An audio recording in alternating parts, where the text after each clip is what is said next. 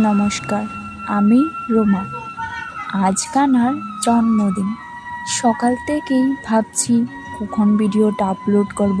সকাল সকাল বসেই ওকে এঁকে নিয়েছিলাম, নিজের মতো করে সাজিয়ে দিয়েছিলাম, কিন্তু এডিট করারটা সময়ই পাইনি। তাই একটু সময় হয়ে গেল ভিডিওটা আপলোড করতে। তোমরা অবশ্যই আমাকে জানিও কেমন লাগছে আমার গোপসোনাকে। নিজের মতো করে অন্যরকমভাবে সাজালাম। ভাবলাম সব বাড়ি তো তুলি রং দিয়ে কিছু না কিছু সাজানো হয়, গলার কানের ওগুলি দেওয়া হয়।